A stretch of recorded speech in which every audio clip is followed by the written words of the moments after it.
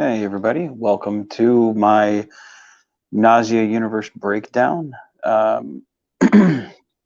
As is quoted in the title of this, I'm going to be breaking down the Nausea and Wasteland films as I kind of had built up that universe, which is my take on sort of a Yesterday's Enterprise-esque universe, uh, sort of um, with what I had at the time had done close to 80 films, and then went and did the film Nausea, and then created close to 95-ish films and did the film Wasteland. And I do plan at some point to make a third film for this. um, but I do want to break down this universe and how it kind of differs from the regular universe, and just kind of deconstruct it somewhat, as it's been sort of popular with the fans of my films, what some have dubbed the Menard verse, which is very flattering. But I mean, after 100 some films, you kind of have your own sandbox to play in, and this is kind of its own little segment of that sandbox. So it's very cool, uh, to have, like I said, our own version of Yesterday's Enterprise to have. So with that being said, we begin with uh, the very first segment, which makes the film stand out.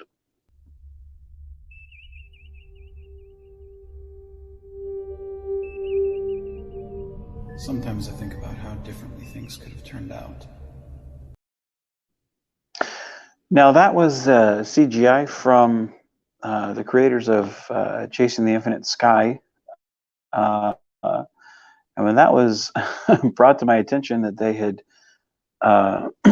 made CGI, there was a different clip that was created of the Constar, and I was very flattered that they had made it.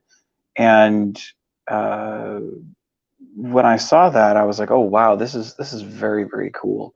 Um, and I thought, well, I've got to certainly use this in a film because I'd be stupid not to.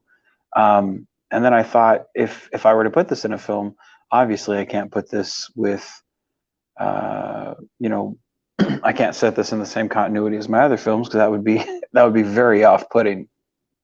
So I began thinking of reasons why, why would this be different? Would this be in a vortex or a different dimension or and then it hit me, what about another timeline, an alternate timeline? We've already done the mirror universe. We've already seen the ISS Constar. What about, like a Yesterday's Enterprise type scenario? So then I had asked, would we be able to get one more clip, which eventually became this one. I said, look, can we just have it orbiting, an Earth type planet? Can we have it orbiting Earth?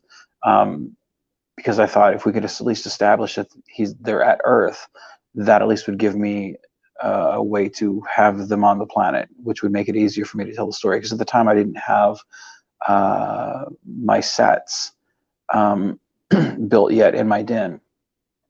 So it made it very easy, or it made it a lot easier for me to tell the story with just one more bit of CGI that I had. The other one being what you'll see at the end of the film.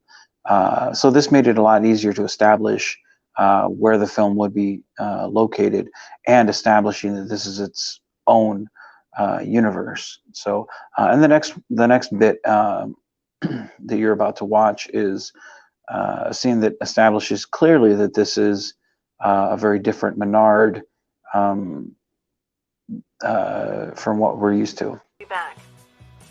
Since Hubline was killed by the Borg, ship's morale has been down.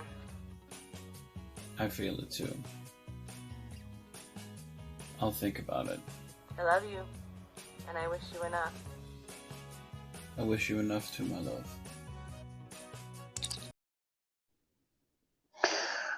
That one, we had it established. He was dating someone named Lily in the current films. but this one we had established that he, in this segment, that he was with Jennifer Sierra, which is someone that he was dating like almost 100 years prior. So I wanted to add a little bit of mystery to this film, and uh, in the picture you can see, through a passing by of the establishing shot, you see Jennifer Sierra in a Next Generation uniform, and it's kind of like, wait, what? And then in the background film here, you see Menard in a yellow TNG uniform, and you see Eobard, which is also really like, wait, what? What's going on here? So when you hear Menard talking to Jennifer, and then you see Eobard, like it's just a very weird establishing shot. The whole thing of it just it screams that something's not right. Especially when you hear that Hubline was killed by the Borg. Jennifer's talking about the Borg. This whole thing just screams that something's not right. And in my mind, we still had kind of a Wolf 359 type situation, which is where Commander Hubline was killed. And of course, Menard is the chief engineer of the Constar. He's not the captain. So things turned out very differently, and this is shortly after the events of Wolf 359. But the next sequence was also in another character-driven establishing shot and scene that turns the tale of the film. And this is shot with my friend Jim Lewis. See that you've ordered your usual. Nothing beats a good cup of coffee. Oh yeah? Well, what about Quarterzine? This again?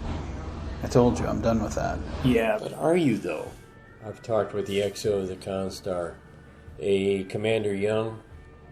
Man, you're messing up big time. He always says that. You're missing meetings, sending your reports in late, pawning your work off.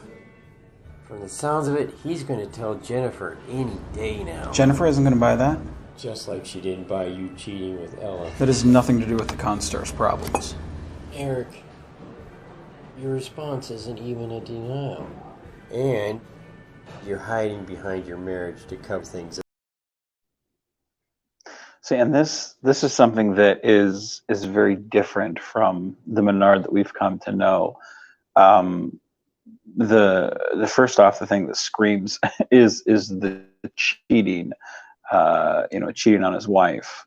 That's something that our Eric would not do. The pawning the work off, the not taking responsibility, not doing the things that he's supposed to be doing, neglecting his responsibilities. There's hints of drug usage. It all just hints that Captain Hawkins in this situation, is just prying underneath that surface. He knows his friend's secret, and he's trying to kind of edge on, get to what's going on, and kind of help his friend out. But he's kind of at that abyss of like, I can't help you. I'm trying to, but I can't. And Eric is just simply having none of it.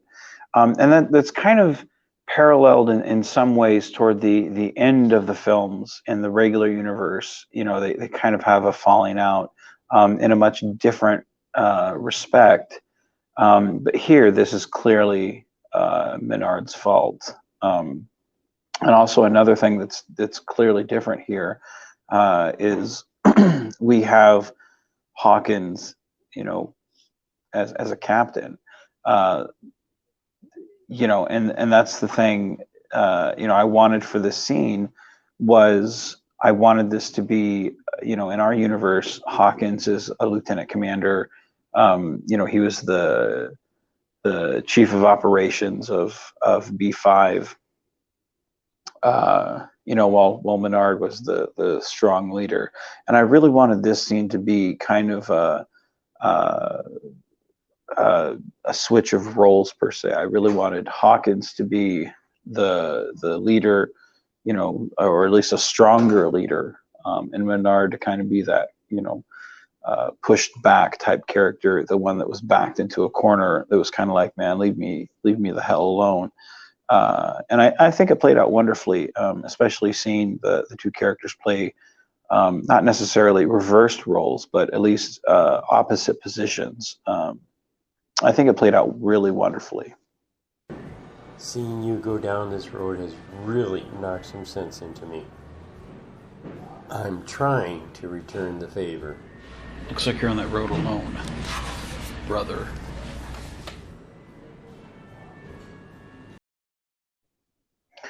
And in that situation, the thing about that, I really wanted that to be, especially the ending of that scene, I really wanted it to have that feel that,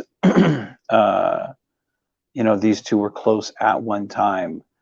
And now it was just the situation that, you know, one, too much time has passed, two, the situation in which Menard is in, you know, he's dug himself too deep. You know, and for Hawkins, no matter how much you reach down to try to help, you know, the hand is just going to get smacked away. Obviously, at this point in time, you know, Hawkins has looked at Menard, and you know, he's seen what he doesn't want to be, and he's used that as inspiration to excel his own career.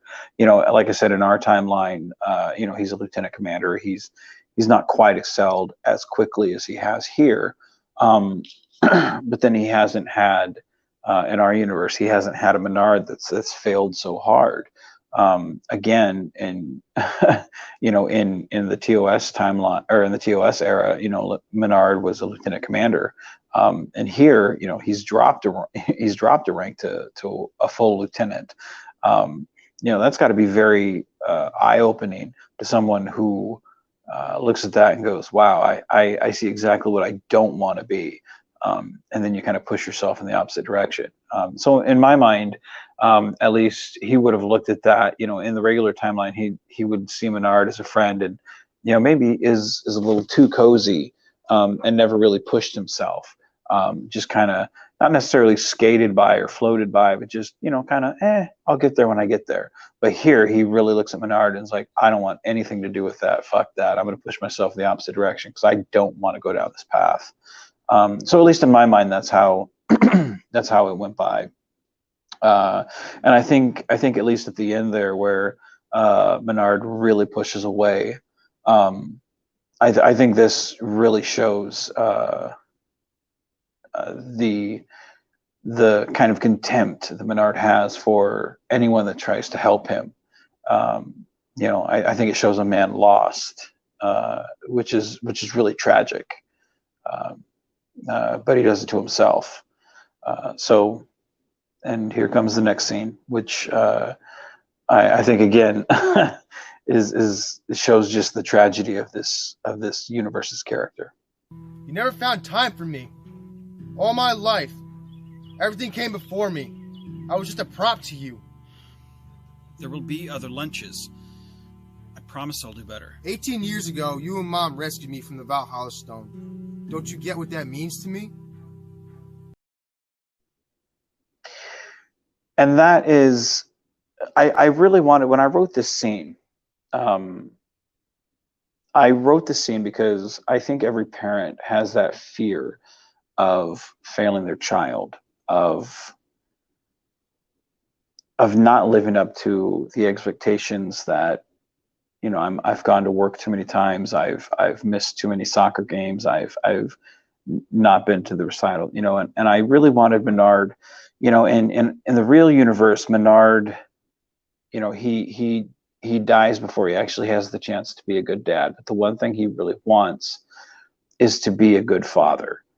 And here, because he's focused on the drugs and or the quad lithium, you know, he had the opportunity to be a good father at every opportunity, every chance, and he blew it every time. and Eobard, who's changed his name to Hunter, because he's kind of disgusted with, I did that on purpose. I changed the name, or I had him change his name, because I really wanted it to be that sense of, I don't call me Eobard. I don't want that name. You gave me that name. I don't want that name. I really wanted that sense of everything you gave me, I don't want. Which is why the scene that's coming up next, when he actually, he says, I got to go, Pops. And then when he says at the end, he's like, I don't think so, Eric, or something like that. Like he calls him Eric. And I intentionally told the actor, Brett, I said, call me Eric. Because I really wanted it to be, this is you cutting ties. Like, you are done with this scene. You are done with this. Like, you're done. This is the son telling the father, fuck it, I'm not coming back. I'm done. That to me, this is the last chance. He's done. Because I really felt that,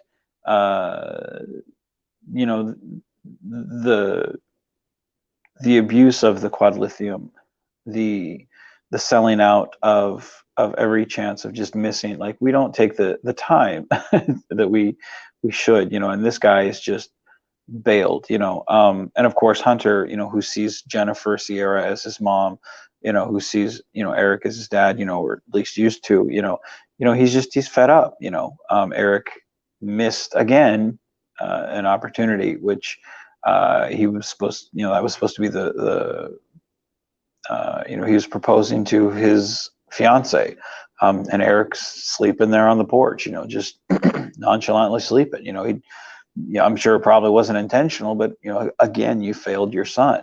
And I did that on purpose, because it was, again, a guy who's just, his life's out of control. He pretends it's not, but this is a guy who's just, and failed at life. He's got his priorities all wrong.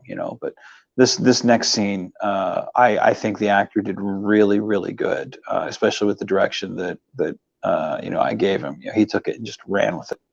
Are you sure this is what you want? Yeah.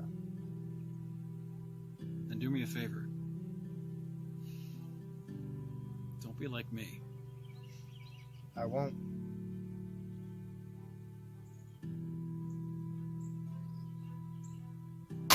I have to go, Pops.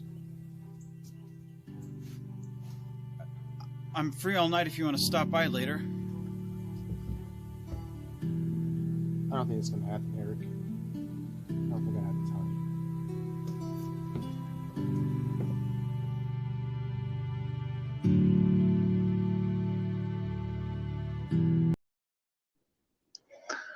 And that to me, I think, is one of the most heartbreaking things in the film. In probably in all of my films, a child telling their parent, basically fuck off. I think it's one of the, again, it's, everything this dude does is his own fault. I mean, in regular universe, I think Menard's a pretty tragic guy. A lot of the stuff is his own fault, but this guy, more so. It's that it's that sense of, like, you've done a lot of this stuff, a lot of empty promises.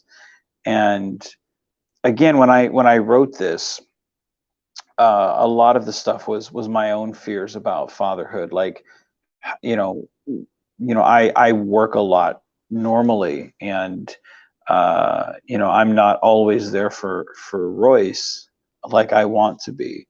I try, but I'm not. So I really put a lot of my fears into this scene specifically, because I wrote it and I was like, what do I not ever want to happen? I was like, okay, I'm going to write this. I'm going to make this into this character. And then, like, what is the most heartbreaking thing that I could ever think of? Okay, I'm going to write this, and I think it really, really works. Because again, like, this dude is just down this path of, like, no return. And eventually, through the story, like, he sells out, he takes the last, he sells out basically, the Federation. He gives up his piece of quad lithium, for, I think, quarterzine, because he's addicted to it. So he gives up. He gives Jake Zine, or from the House of Moog, or not Moog, the House of Korath. Yeah, Jake Zine from the House of Korath. His piece of quad lithium, because that's really the only thing of value that he has left. And I wrote that in there specifically because it's like, this is something from his old life.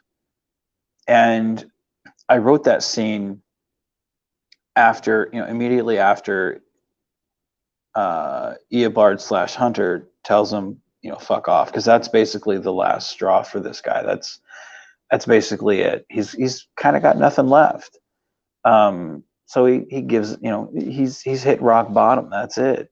So he gives up his last piece of quad lithium for drugs, because he's like, he needs that next fix. Then after that, he's back on the ship. He's back to return to duty, and he has a scene with Mitchell where, it's kind of the woe is me type attitude, and you can tell Mitchell is kind of just like, oh my God, dude, damn, get over yourself. Like, it's not the relationship that Mitchell and him have now in our universe. It's not as friendly. And I love Greg's performance in that. It's very subtle. And in that scene, Mitchell's dating Nancy, and I love that. that was I think that was Greg's idea to do that. Greg Mitchell, that was his idea to do that, to have Mitchell and Nancy date. But the relationship between Mitchell and Menard, it's almost like Mitchell's sick and tired of his shit. Where, Mitchell is always the optimist. Even in this universe, he's always the optimist. And even here, he's just like, I'm tired of hearing it, dude. Like, seriously. If you listen to Greg's voice when he's playing Donovan Mitchell, it's in this scene, he's just like, man, and I love it. So then we pick up immediately when that conversation is over, and Menard's kind of sitting there pondering, and then this happens. And this is probably one of the best endings, because it kind of comes out of nowhere, and you're like, wait, what? Sierra to Menard, report to the bridge. On my way, Captain.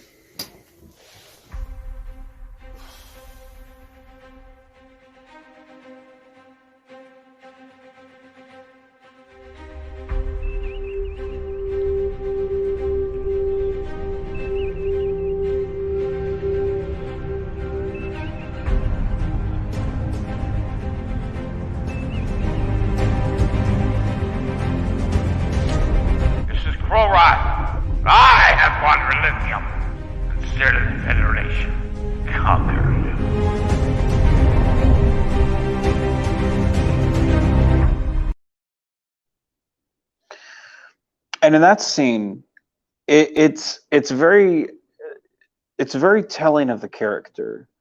If you notice in the background, before he gets up, he has a picture of young Eobard / Hunter, and it's of him as a baby, where it says, "I love Dad."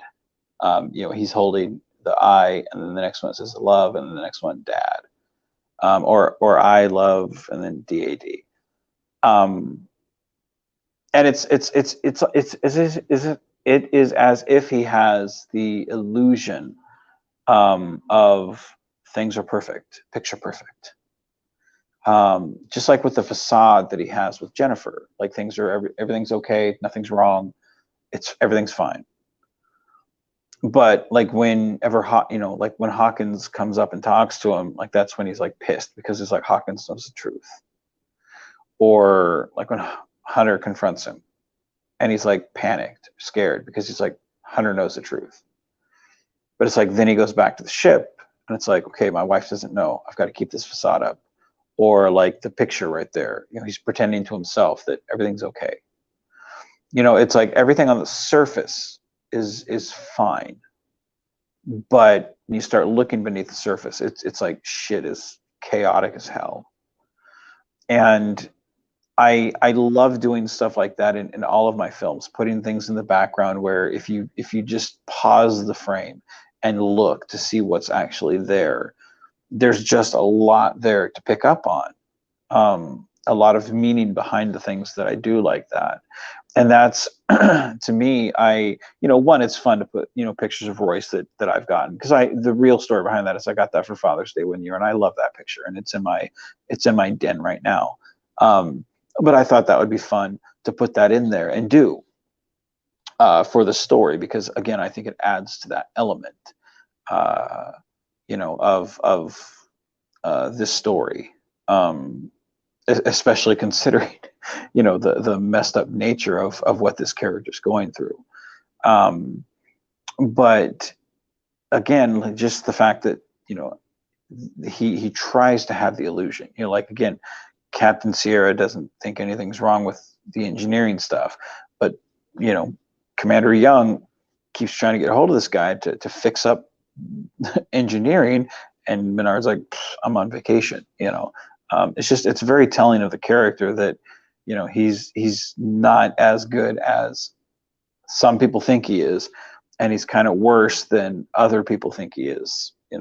So then we get to the after credits scene, which I think is probably one of the most messed up things that I've ever written. To me, I wrote the scene, I shot it, and then I took a break from fan film stuff for it's probably about a month. I was like, I'm not filming nothing. It was at least a couple weeks where I was like, nope, I'm not shooting nothing. Like, I'm taking a break, because I was, one, mentally exhausted. I was physically exhausted. Like, this took a toll on me. Because like, one, anytime you play an evil character, it takes its toll. Two, anytime you have a character death, I think it takes its toll.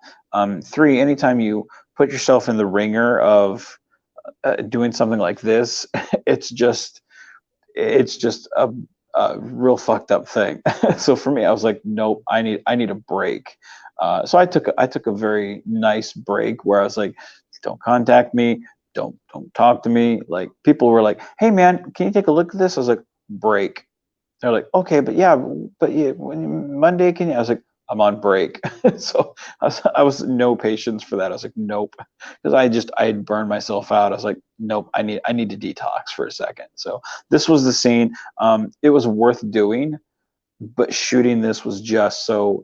I really took myself to that that edge of what I could take. But for what we got for this, it was great, because I knew that once the editor put all the scenes and clips and everything in there together, I knew that it would be great, and he made it 10 times better than what it would be. Because again, I think I would think in someone's final moments, this is what it would pretty much be like, and especially for this guy who's lost everything, it would be just that much more tragic for him. And I think it came out wonderfully. So it's so fucking tragic. So here it is. Hunter was right. You're better off this way. I just speak to him. Just want to make things right between us. He wants nothing to do with you.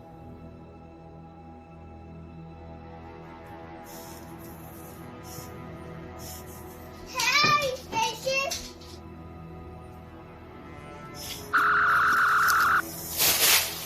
I'll help you, spaceship. There you go, spaceship. Thank you. You're welcome.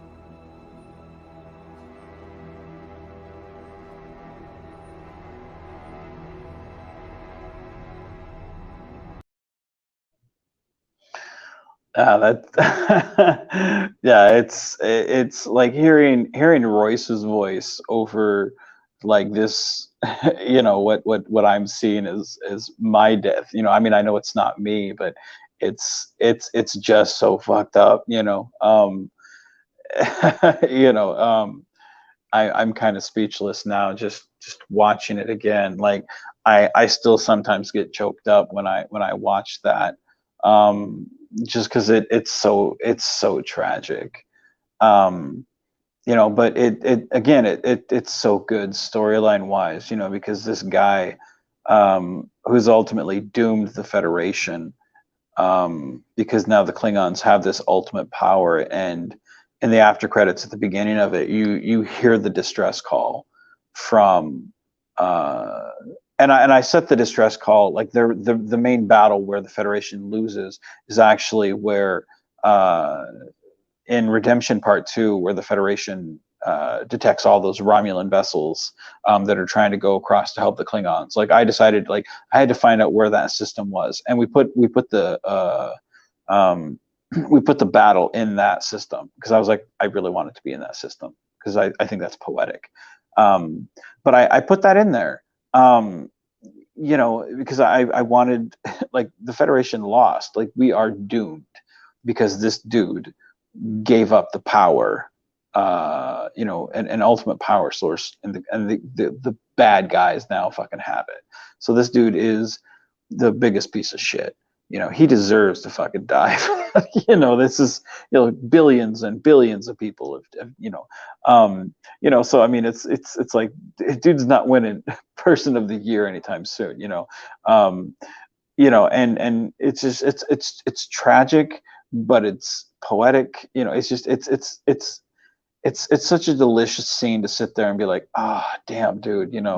Um, so, but to have filmed that and be like, this is where I have to take this character. This is where I have to shoot this. Like, this is the mentality that I have to go to get here. It was very exhausting, but I think it was very well worth it. So that's where we ended Nausea. And it was like a lot of people enjoyed the film. They thought it was great. And I left it because I thought this is a one and done deal. This is my nod to yesterday's Enterprise. We even dubbed it the Nausea universe, because what else are you going to call it? But that was my way to describe it, as its own thing, because it is. Then we come back and we're like, what if we did another one? So, I had chatted with Sam Cockings, and he agreed to do some CGI for me. And I was like, well, then, okay, here's my excuse to do a sequel to Nausea. So we will do a film called Wasteland. So I thought, what would be a great way, what would be a great story to tell? Obviously I can't have Menard in it because the dude's dead. And I'm not a fan of resurrection stories. I think those are really stupid. They're overdone. I'm not doing that. So I thought let's take either Captain Mitchell or Captain Hawkins or one of these. Let's take one of them that are still alive, and let's take them and use them and see where the events of this Klingon war would take us after the, maybe, we've seen where we were at 6 months. With Federation kind of decimated. Let's take it a year. Let's make it a year exactly after. So we start off, and at this point, I'd been working with my friend Paul, who plays Captain Lobato, and I was like, "Hey, man, would you mind shooting me a distress call?" And here's what we got. This is Captain Anthony Lobato of the starship USS Raincross. We are under attack by Klingon forces. I repeat, we are under attack by Klingon forces.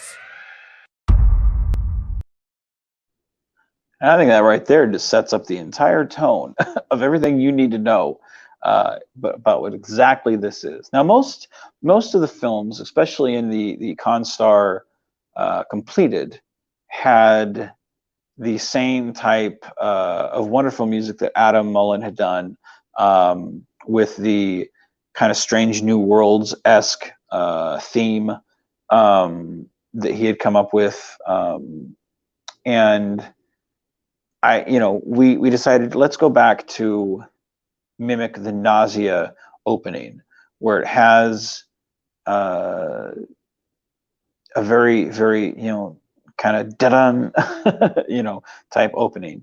And I love that, where you're getting the distress call and then boom, there you go, you're in.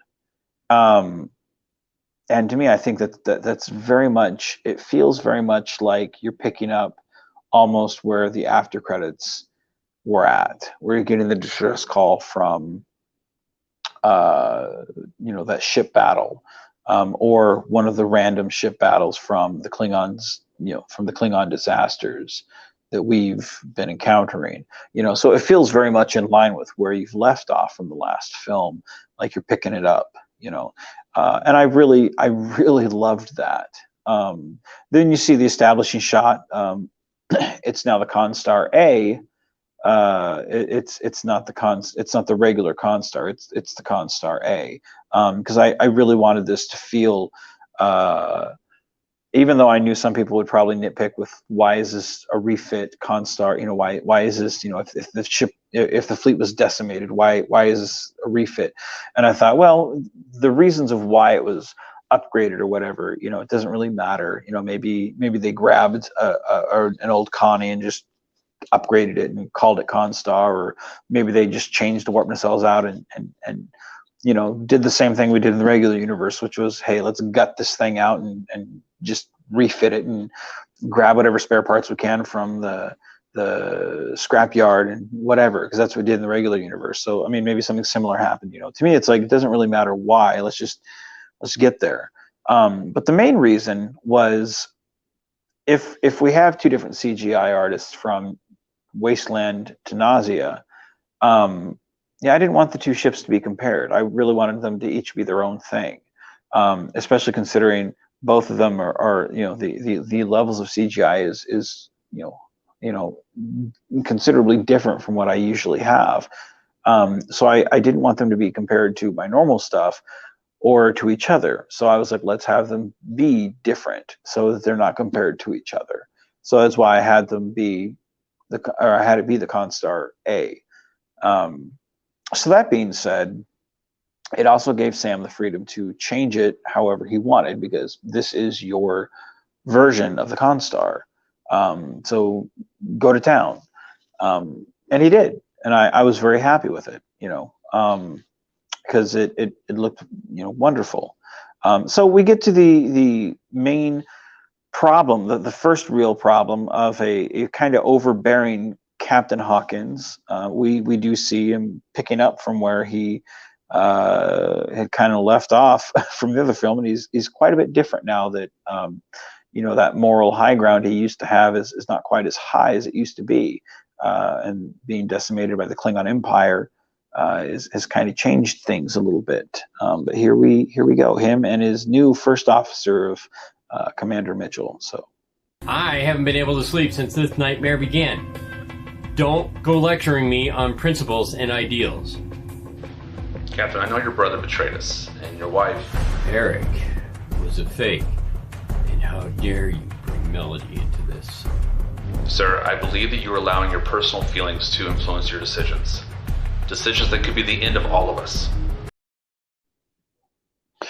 I really wanted there to be a reference to Menard and Eric and what had come before. To me, I even though I knew that I wasn't going to be in the film, or at least not till the after credits, but that's a whole nother thing, and I won't bring that up into this because the after credits really has nothing to do with this universe. I knew that I wouldn't appear as any version of this, but I felt that it was important to at least address the fact that this dude's really pissed at Eric because his brother, despite the fact that his brother did all this shit, he tried to stop this. He reached out to him before all this, before the shit hit the fan. And he's bitter about that. That's part of the reason why he's become so obsessed now. Why he's trying to stop the Klingons. Because it's like he tried to stop Eric, he couldn't do it. Now he's trying to stop the Klingons. And it just seems, from his perspective, like Mitchell's, you're in my way, dude. you know. So from his perspective, he took the moral high ground, and that got him nowhere. So now, he's trying to save humanity. And so it's an understandable perspective, even if you don't agree with it. And I think most people would agree, like it's a little obsessive, but I think we understand, like we could very easily be in that. We could very easily be doing that if we were in his spot.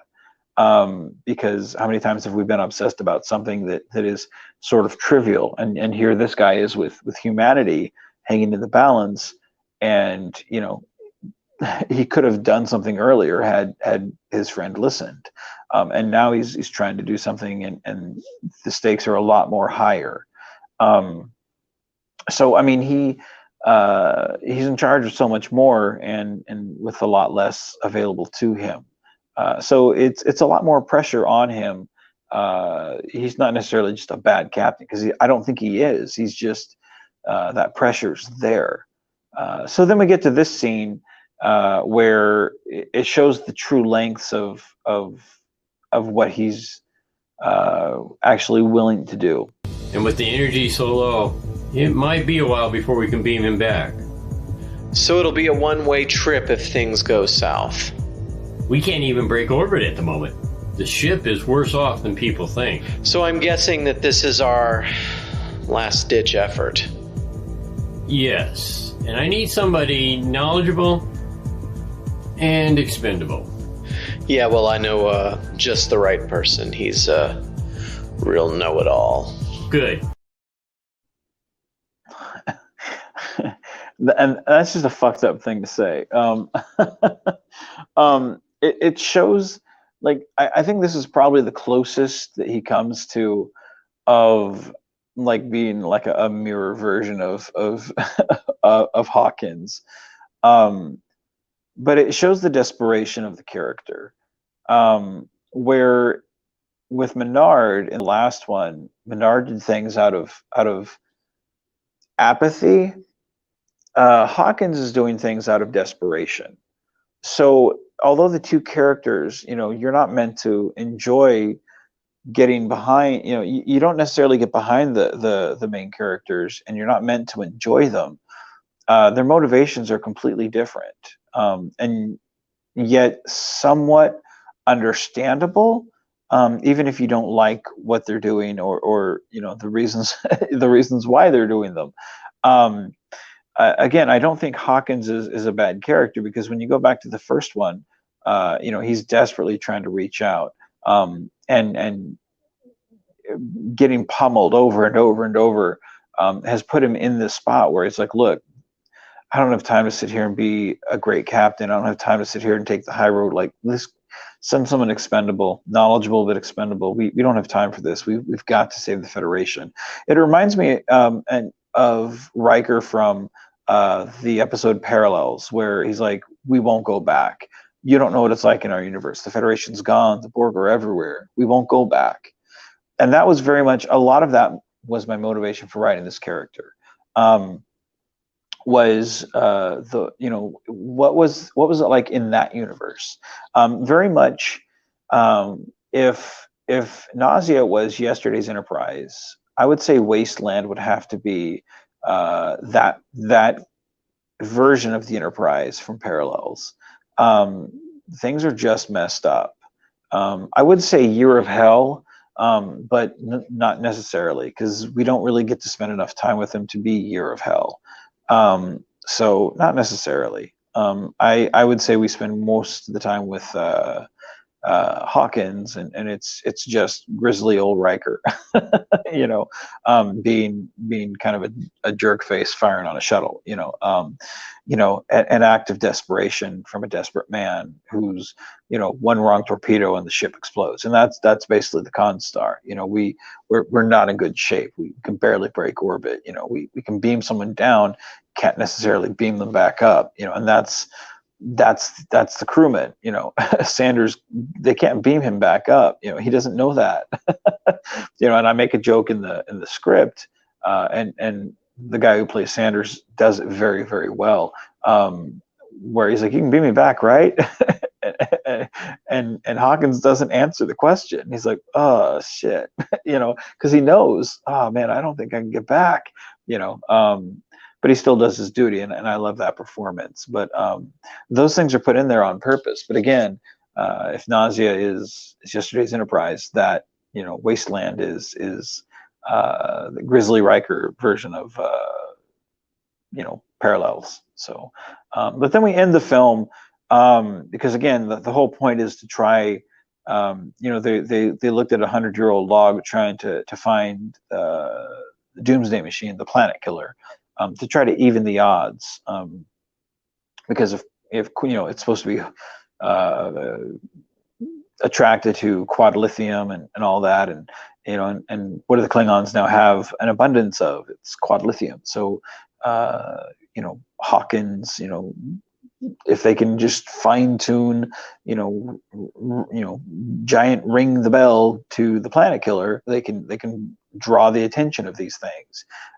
So that's what Sanders is on the planet doing. So, and that's what brings us to this.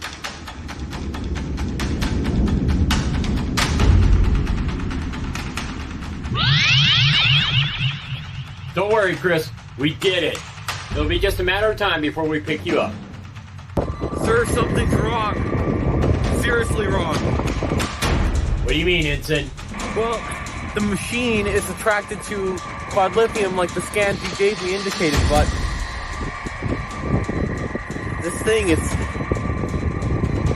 like a giant galactic vacuum cleaner. Mister, we have the remains of Starfleet out there next to this thing. Not for long, if I'm right. We gotta get out of here. Now.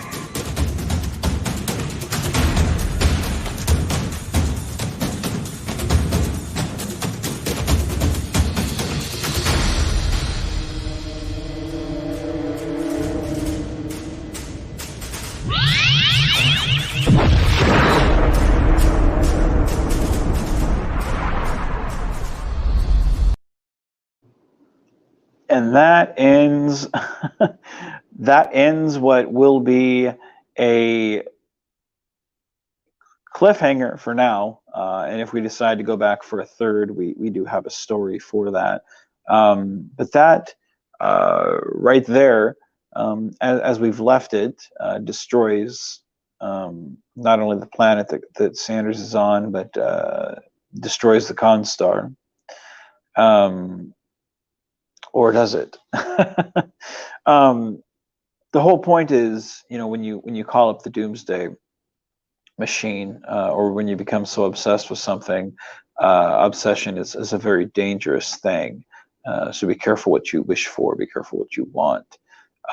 Obsession is always a dangerous thing, even if you have the best of intentions. Obsession is okay only in moderation, you know. And that's something that Hawkins, you know, he's well-intentioned, but that obsession gets them all killed. He's trying to save Starfleet.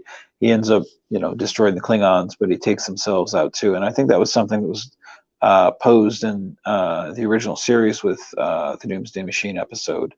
And that was something that I wanted here. I really wanted the both sides to be destroyed. I wanted Hawkins to take them both out accidentally, because he was so focused, you know, so hell-bent on taking out the Klingons, rightfully so, that he wasn't focused on the big picture, which was something that Mitchell was trying to tell him, like, you can't do this. We need to worry about saving ourselves. And that was something that Geordi had tried to tell him, like, look, if you keep pushing this, we're taking off. And that was something that Samuel Cocking's captain had kind of said the same thing of, like, look, man, we're not going to follow you on this shit. Like, we're out, you know. Like, everybody kept telling Hawkins, stop, and he wouldn't listen. And it's very reminiscent of, you know, that same type of, you know, hey, listen up, you know, kind of like Hawkins did with Menard, and he wouldn't do it, and eventually it destroyed them. And it's the same type of destruction here, where no matter how much you speak to someone, they don't listen. It falls on deaf ears. So it's a different lesson, but it's the same. It's the same unlearned lesson. It destroys you. So that being said, we may have a third coming up next season. I'd like to. I've discussed with a few of the people, a few of the actors, what we have coming up. I think it would be fun. It would be really cool to do. I think it would be fun. There's always a lot of thinking of what goes into it, what stories to properly tell. There is something that I do have, up my sleeve, something that I think would be worth telling, because it's one thing about these type of stories, is I don't want to just do a story to do it. There's got to be a reason behind it. Otherwise, then it's just, did we really need to go there? I don't want to go back to the well, one too many times. I want it to be, that was really needed to be told, especially if you're going to do a trilogy of films. But we do plan to do one more if things all go well. So that being said, hope you enjoyed this. It was a lot of fun. Yeah. So that being said, be genuine, be safe, and keep on geeking on, guys.